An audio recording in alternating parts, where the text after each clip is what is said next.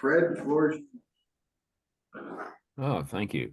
But James, before I start, is Karen Petrowska's husband named Skip? Yes. He's an architect. Yes, indeed he is. Yeah. She was my wife's first assistant in the preschool at 10th Presbyterian Church before we met back in 1971. Amazing. Wow. Wow. Wow. I'll I'll text Skip and I'll copy you. Yeah. Please do. You have my address. I Yeah, have thank his you. email. Yeah. Thank you very much. Yeah, thank you very much. Yeah, email will be great. Thanks. Yep. Yeah. Well, men, today we're going to look at the end, as it were. We've looked at the beginning of Solomon's reign. Today we come to the end, chapters 10 and 11. And just going to go, well, I'm actually going to start in chapter 9 and look at just go through a few verses and then the rest of that passage. So in 1 Kings 9:14, we read that not only did Hiram, who was had been supplying lumber and stone, other things to Solomon for the temple, workmen for the temple. But he sent the king 120 talents of gold. A talent, we know that a talent was between 50 and 85 pounds. That's quite a range, but inflation helps determine that sort of thing. We know that because they found, archaeologists have found weights with the word talent inscribed into it, cut into the stone. And so they just take those and they average them out. And 50 is kind of on the low side, 85 is a few times on the very high side. So 120 talents of gold, it's about 6,000 pounds. It's a very nice gift. And then I'm just going to skip through a few verses of this. In 928, it says that he sent traders to Ophir, which is down in Arabia, and they took from there 420 talents of gold, about 21,000 pounds. I mean, over 10 tons. Brought it to Solomon, and the Queen of Sheba gave him another 6,000 pounds. And then in 10:14 we read, and I think this is actually a misunderstood verse. It says the weight of the gold which came to Solomon in 1 year was 666 talents of gold. And and people say, oh, that's his annual income, but it doesn't actually say that. It says 1 year, in 1 year, he got 666 talents of gold. So it's sort of like the stock market saying, yeah, we had a really good year last year. Look how much everything went up. It doesn't Our mean box says yearly, received yearly. And mine says it doesn't actually say that. It doesn't actually say that. To translate, I'm sorry, in Hebrew it just says in 1 year. B'shana achat. So I don't know where the tradition came from that was his annual income, but that is not what it says. If they wanted to say that, they'd say shana b'shana, a year in a year. That's the way you say annually. Just like you could say earlier in chapter, what was it, chapter 4 we read, and it said each man brought his provisions, each man in his month, and it actually says each man in his month, I mean it says each b'chodsho, each one in his month, but here it doesn't say annually. There are several ways to say that in Hebrew, and it doesn't use any of those. So it it it sounds like you think, oh, this is impossible. That's actually the claim that it's impossible. And we think Israel's such a small country. How could they possibly have this much money? But let me ask you this: how big is Switzerland? And anybody want to guess what Switzerland's gold reserves are as of 2 days ago? 1,040 tons. And the U.S., of course, is a much bigger country, but ours is about 400. I forget. Oh, now I can't remember what it was. But I was just curious about this, so I thought, well, if we take that amount, that's roughly 500,000 ounces that in 1 year. That's what it says in 1 year. 500,000 ounces. Well, the South Africa the South Africa Mint puts out 1.7 roughly an average of 1.7 million Krugerrands a year. That's 1.7 million troy ounces per year since 1970. They've been doing that for 55 years. So we're, when we talk about this, we think, well, is this possible? And the answer is, yeah, it's possible, sure. Because for one thing, Solomon is sitting right in the middle of all those trade routes, so he just charges everybody for going through his land. Um, and the other thing that's interesting is we probably shouldn't use the word income because they didn't use gold for money.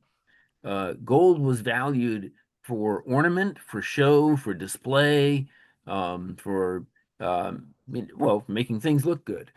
They used silver. Silver was currency. So that when you read so many shekels, and actually it doesn't even say so many shekels most of the time, it just says it will give a number like 12 silver. It just says silver. So Joseph is sold for 20 silver.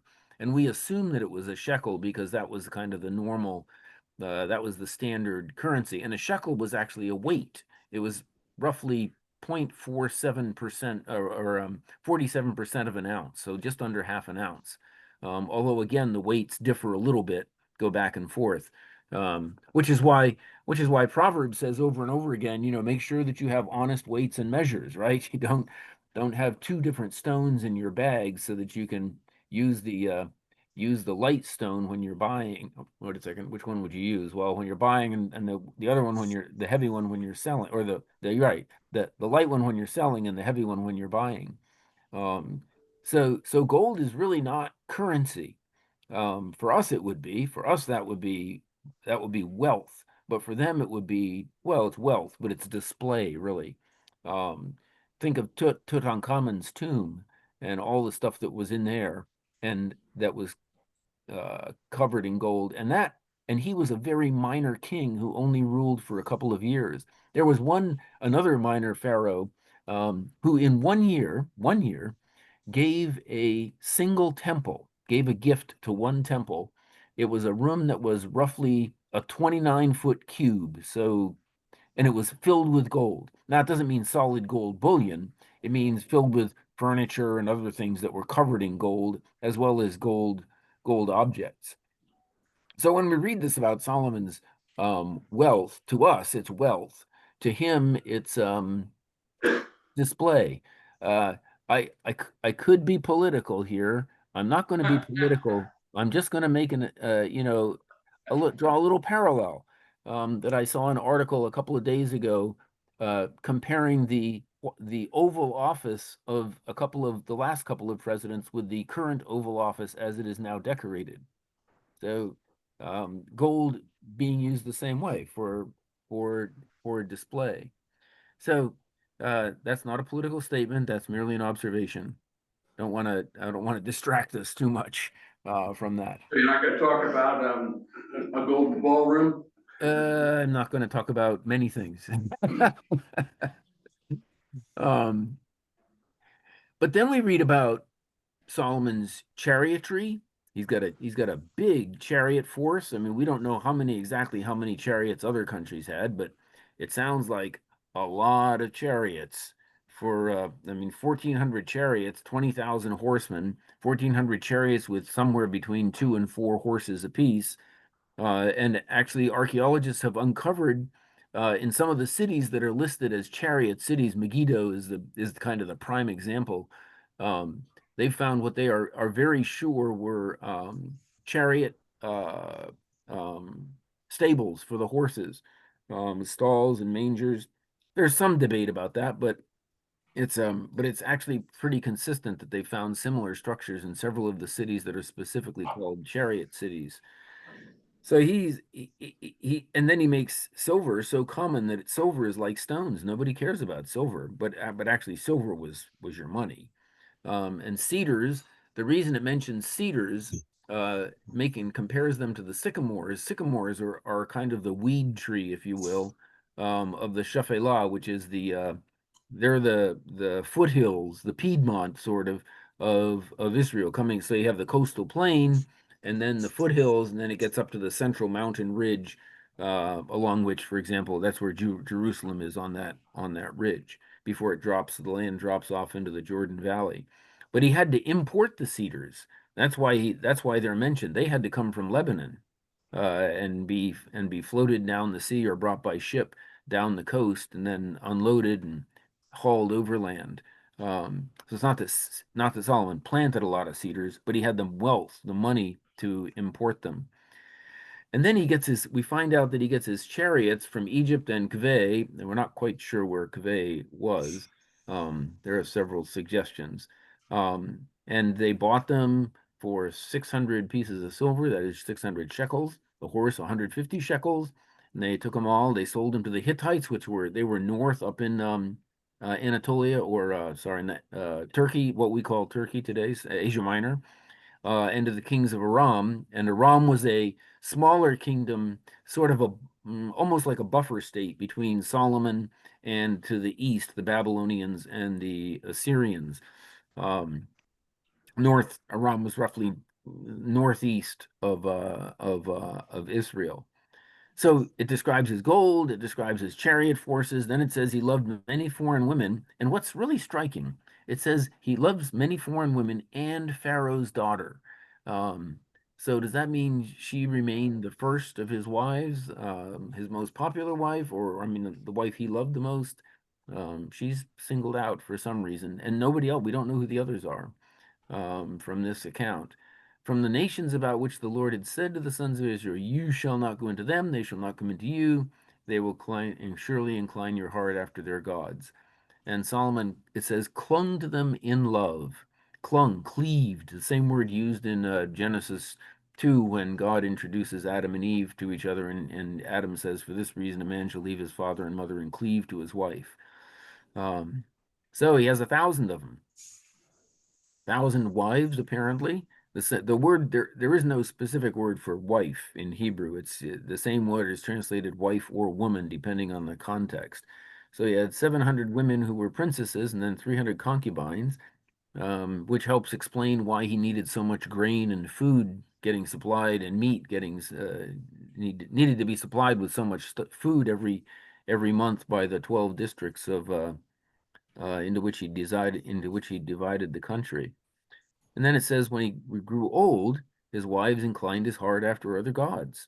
And so his heart was not wholly with the Lord, like the heart of his father, David. And then it says specifically that not only did he build high places for some of the other gods, but he actually worshipped two of them. He went after Ashtoreth and after Milcom, and then he built high places to Chemosh and to Molech, and then for all the women who burned incense and sacrificed to their gods. And so then we come to this remarkable statement. The Lord was angered by Solomon because his heart turned away from the Lord, Israel's God, who had appeared to him twice and had commanded him about this, not to go after other gods. But he didn't observe, he didn't do what the Lord commanded. And so he's told, because this happened, you have not observed my covenant, my statutes. I'll tear the kingdom away from you and give it to your servant, but not in your days, because of your father. I'll tear it away from your son. And I will leave your son one tribe for the sake of David, my servant, and for the sake of Jerusalem. And that's not the only time that the Lord has announced delayed judgment like this. In 1 Kings 21, which is the story of Ahab and Jezebel and Naboth's vineyard. Elijah encounters Ahab with a message and says, you're going to die. The dogs are going to lick up your blood and Jezebel's blood. And Ahab repents. And when Ahab repents, the Lord said to Elijah, because he humbled himself before me, I will not bring the disaster in his days. I will bring the disaster upon his house in his son's days. And then in Isaiah chapter 39, the very end of what we call the first half of Isaiah, Hezekiah was sick. When he recovered, not the king, it was only the governor of Babylon, sent an embassy to him to basically It says to because he'd gotten better, because he'd been healed. And Hezekiah shows them his whole everything he has, shows him the land, shows him the strength of his army, shows him his treasuries, his weapons, everything he has. And almost certainly because that message that was really they were really ambassadors an envoy from the king of Babylon, Merodach Baladan, asking Hezekiah, will you join us in a rebellion against the Assyrians? Because it was shortly after that, well, a generation after that, that Babylon under Nabopolassar rebelled successfully. And the idea is you're going to have a rebellion on the east. That's the Babylonians. They'll rebel. And at the same time, Israel will rebel. And so, or Judah, actually, at that point, Judah will rebel. And then the Assyrians can't fight a two-front war. They don't have that kind of an army, so will be successful.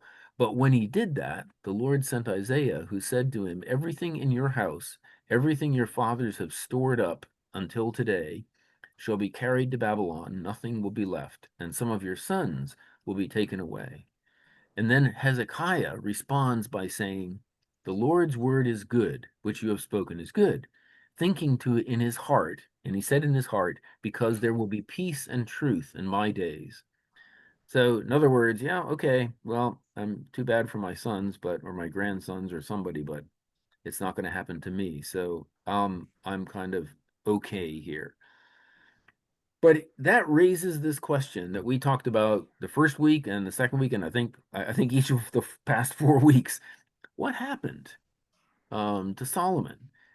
Well, what we read is his wives turned his heart. And here's an interesting thought that occurred to me is that there's nothing wrong with having a wife.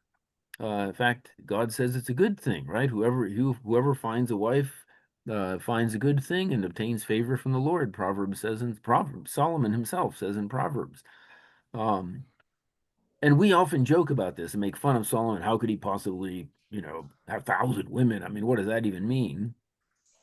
Um, but he's not the first guy to have more than one wife. Abraham had a second wife, and Abraham had a bunch of concubines. We read in Genesis 25. Of course, you don't ever hear about that in Sunday school. I'm guessing never. David his father had multiple wives and at least 10 concubines. We know that from the lists that we read in 2 Samuel and also in Chronicles. And so we say, okay, so there's a love of physical beauty, feminine beauty, female beauty. There's a desire for companionship, a desire for children, a desire for sex.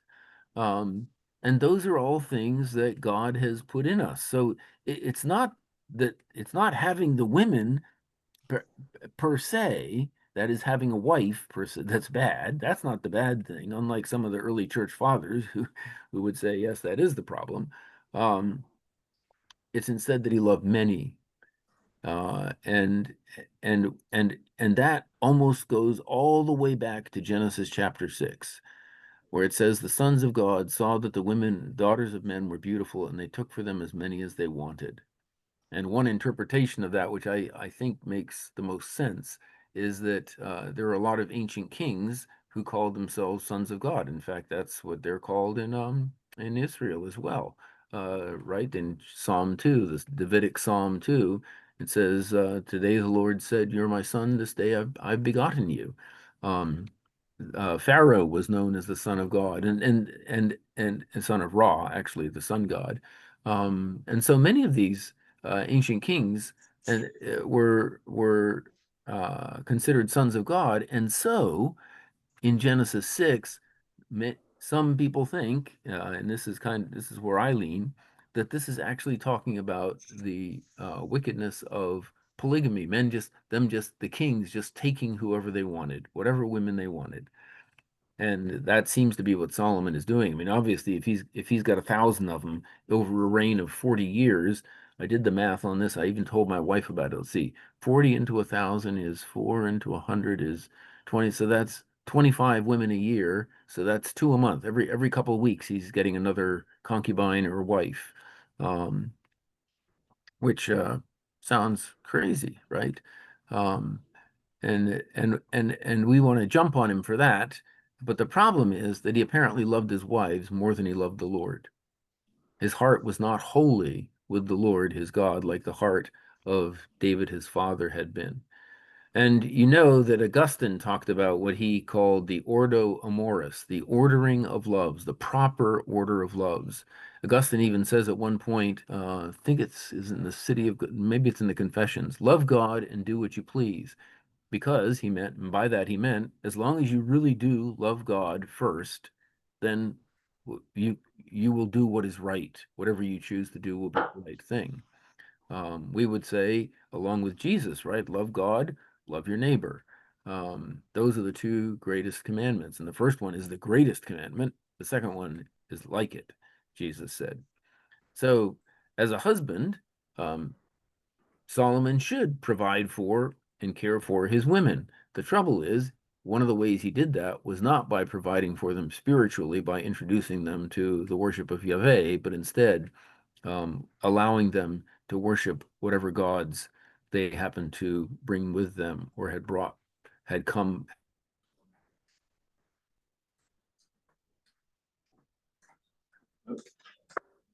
Froze, Fred. You froze for a second there, Fred. Sure.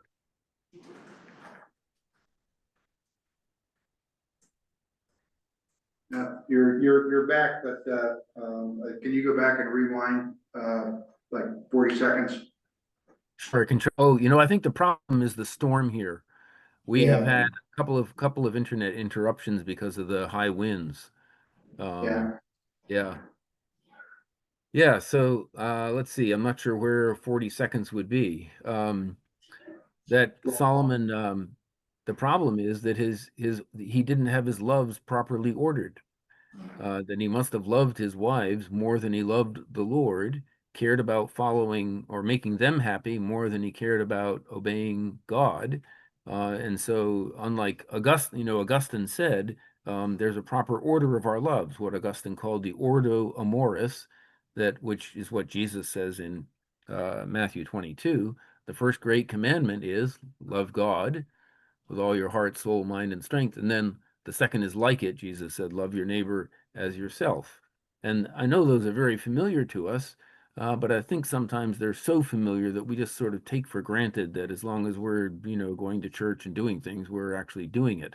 We're obeying them. And the problem here again is not that Solomon shouldn't love.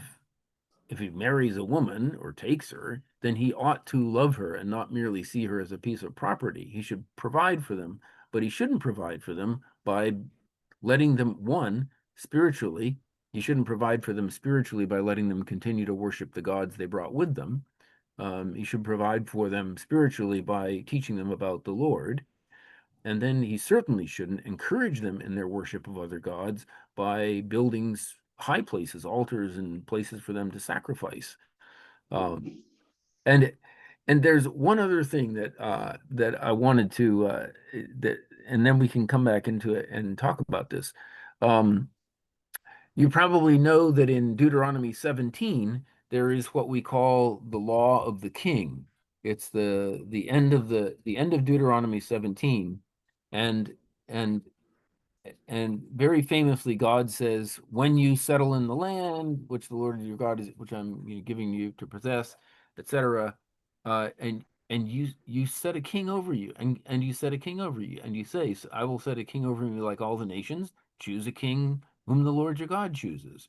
One of your countrymen." I'm not going to read the whole passage. I'm just going to note something.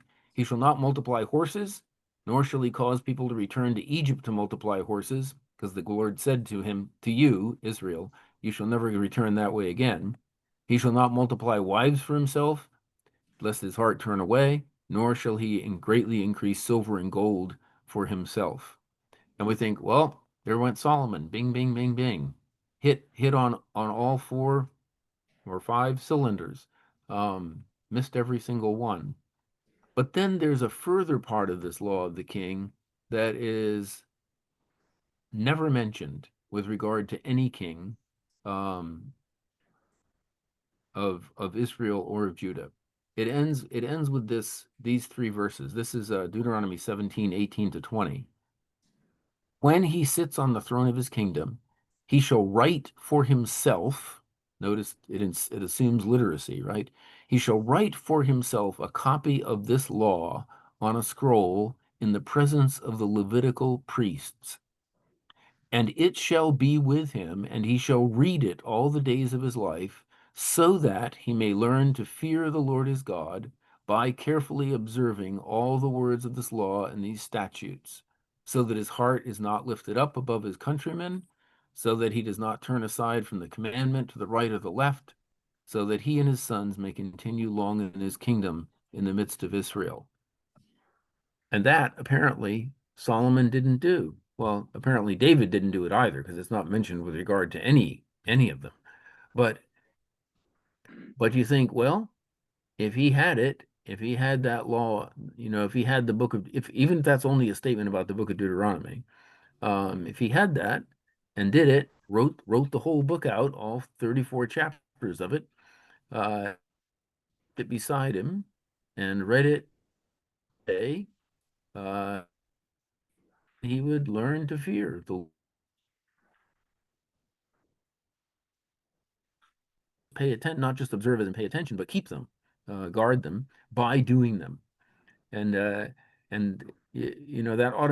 I think ought to make us think immediately of John 14. Jesus says, sorry, are you losing me again? Yeah, you're in and Okay. out. Only for a It just short bit. told me that my connection was unstable. I just wanted to check. Um, Jesus said, if you love me, keep my commandments. That's it. And if we are to love the Lord our God with all our heart, soul, mind, and strength, keep the commandments. And keep them by doing actually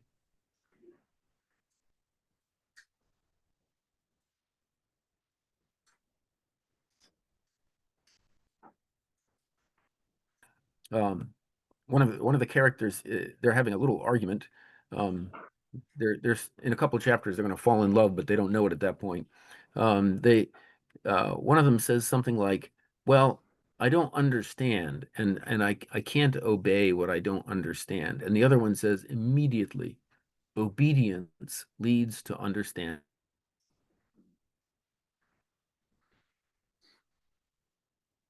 Often thought about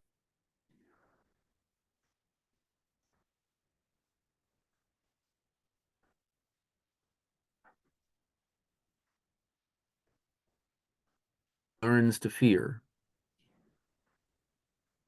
and that apparently is what Solomon didn't do. And so his ability to, how would I say it, deal with his wife's syncretism, um, he didn't have the ability to do that. He didn't have the ability to understand because he didn't obey. He was very successful. He was a great king. Pretty good. I mean, that description of his throne would probably be overwhelming. Probably make the Oval Office look like a whitewashed tomb. But it was to no avail. He didn't have his priorities right, and by not having them right, he just he just he fell. And actually saw on Solomon's shoulders rests the dissolution of the kingdom of the nation, and eventually and really the disaster that follows. The northern kingdom, the northern kingdom of Israel after Solomon's death, Jeroboam, the Jeroboam splits the country, right? There are 20 dynasties in the nation of Israel, 20 dynasties over a period of roughly 300 years.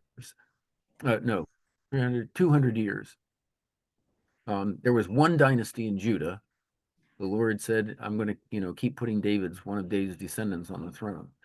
But the nation just fell apart.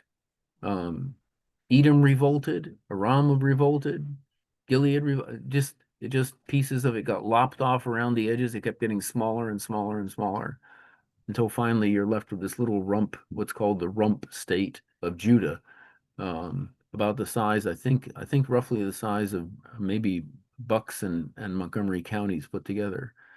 Um, yeah. But when I read all those numbers, how many wives, how much gold, how much chariots and that kind of stuff, at least my inclination is that Solomon was not only distracted by his wives, but he was comparing himself to other people. How much do you have compared to how much I have? You know, I like my Subaru Outback. It's a great car, but my neighbor, man, he just bought 2 new cars last month, and now I'm looking at how old my car is, and he's got nicer cars. So it's that comparison is out of God. Mm-hmm. Mm-hmm. Yeah, yeah, that's true. And I've often wondered, thank God he's protected me from this temptation. But I've often wondered, what would it be like to have everyone around you say, "Oh, you're the wisest person I've ever listened to." I traveled 100 miles. I traveled 3 months to get here to talk to hear your wisdom. And I think of people like actors, for example, who are constantly being praised and told, this is good, or politicians. I mean, people who talk to politicians usually want them to do something, so they tell them nice things about themselves. How hard is it to keep your head on straight when people around you are treating you like that? And so, yeah, I think you're right.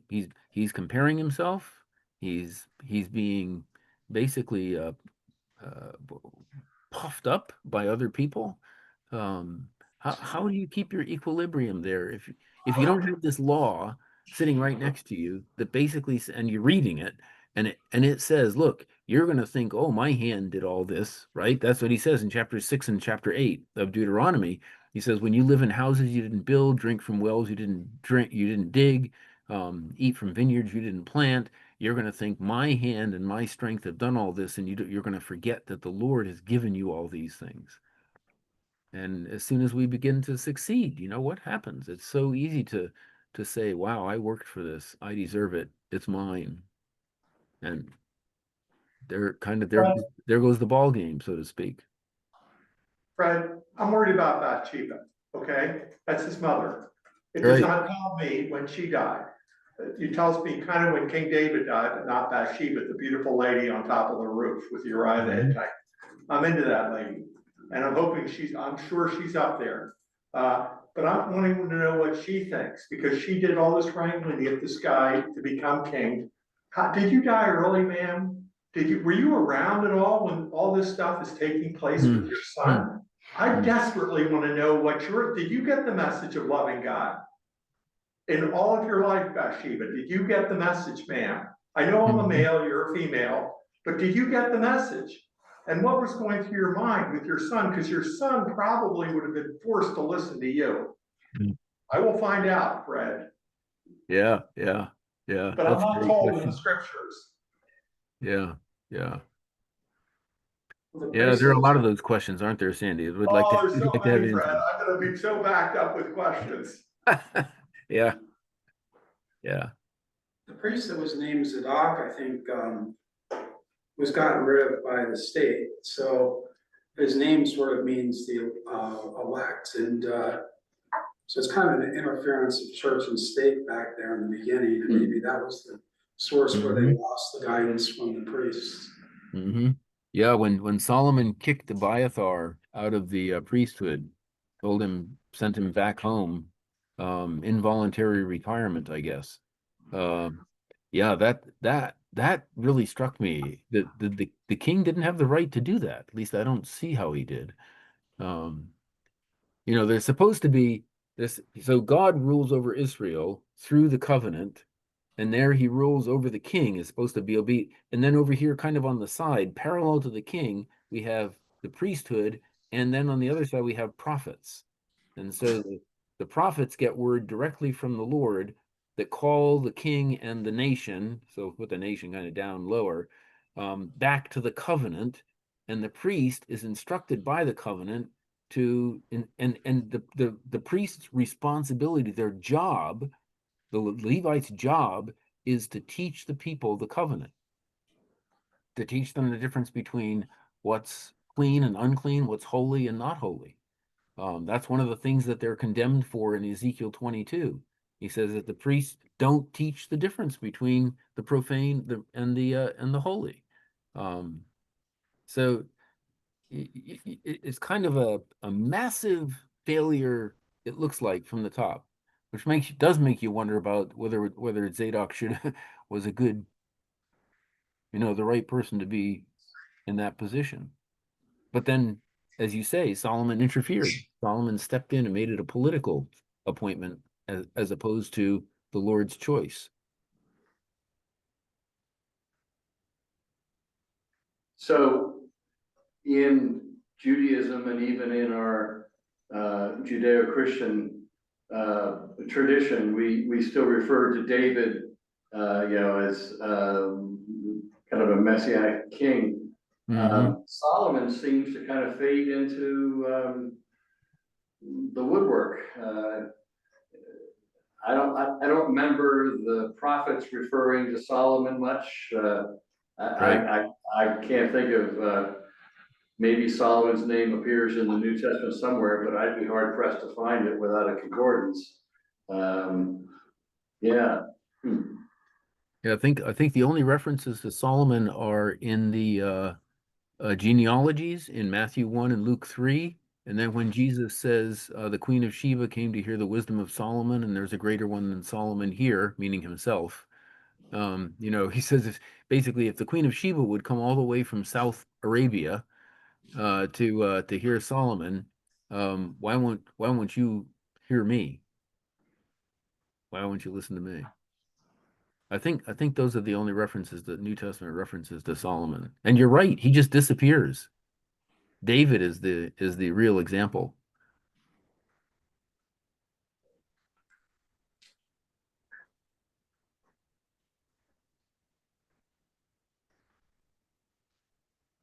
But he repents.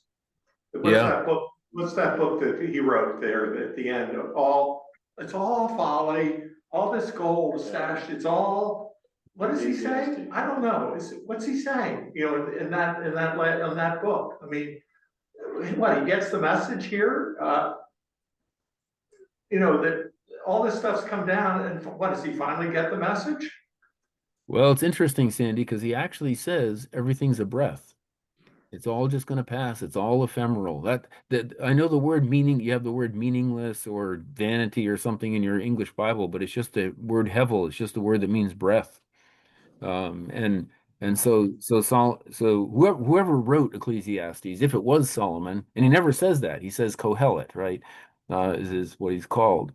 But Solomon or Kohelet just says, look, it's all going to pass. Every single human thing is going to pass. It's no matter what it looks like, it's going to go away. Remember C.S. Lewis says that in uh uh which of his lectures is it? Um, Weight of Glory, I think, where he says you've never talked to a mere mortal. Um, he says kingdoms pass away, cultures pass away, peoples pass away, nations go away. He says nothing lasts. The only things that is immortal are the people around us, the people we love, we snub, we argue with, we take for granted. He said those are the only immortal beings. Everything else, it's just a breath. It's going to vanish, and doesn't matter what we put up. Doesn't matter how we try to make it last, it's going to pass away. May take 1,000 years, like the Roman Empire, but it's not going to last. Which is not a bad lesson to keep in mind.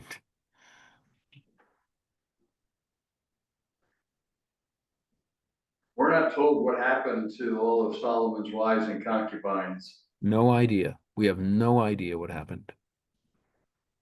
We have no idea. We have no idea how many sons he had. I mean, with 1,000 women, how many sons did he have vying for the throne? How many daughters? What? We know that he had two sons-in-law at least, right? Because he appointed them governors over two of the provinces. But he must have had a lot more than two kids. That many women. And normally, when there was a new king, the sons of the former king were executed or banished.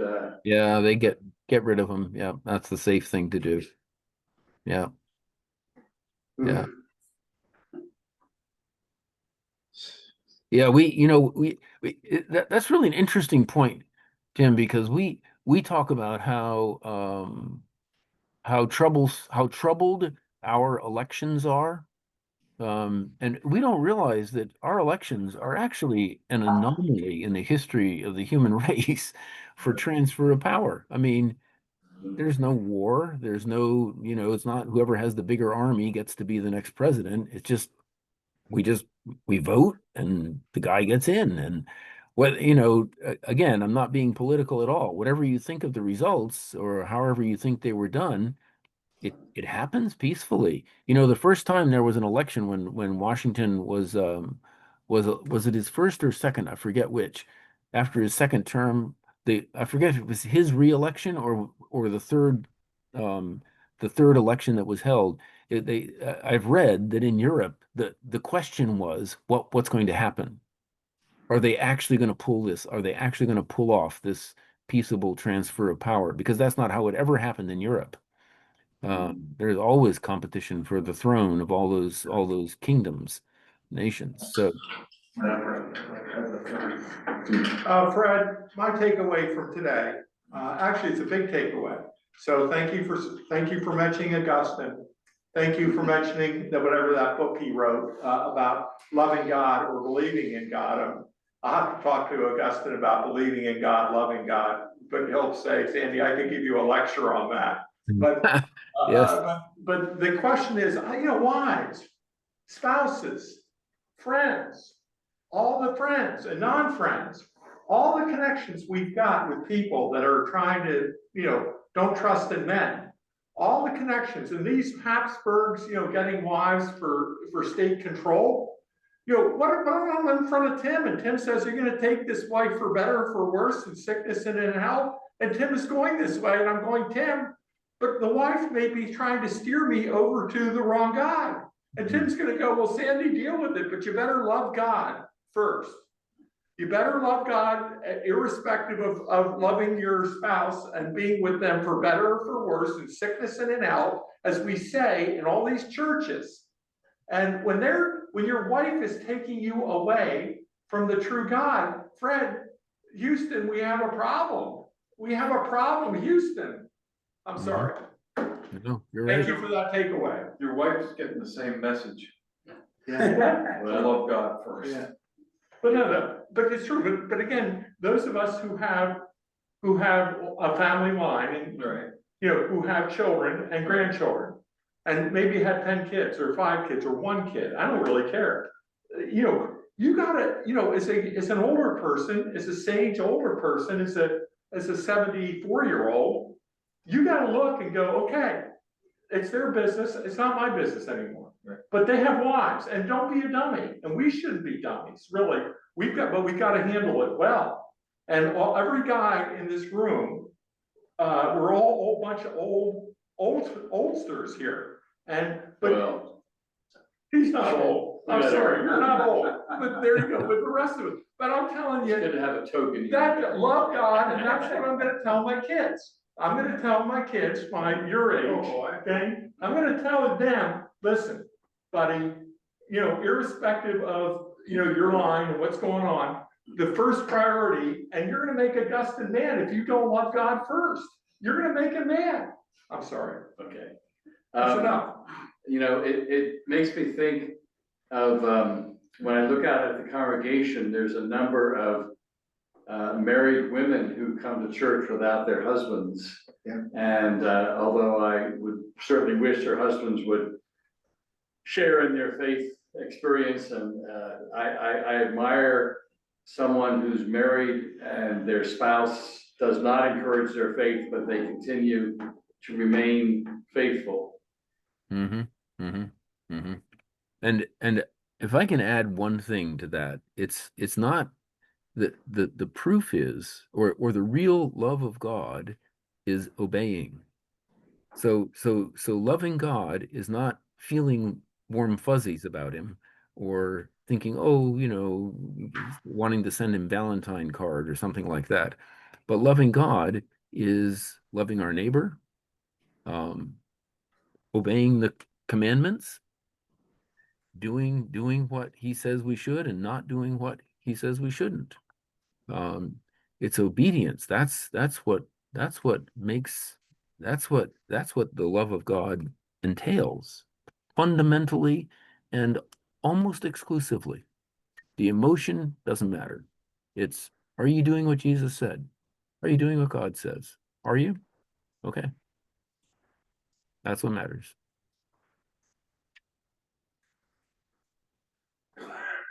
Thank you. I'm so glad that November has 5 Thursdays and, I mean, October has 5 Thursdays and that you'll be able to be with us. Lord willing, I will look forward to next October and see if I can convince you to join with us again. Would you close Yeah, us? I think the word is entice, but yes. Yeah, let's pray together.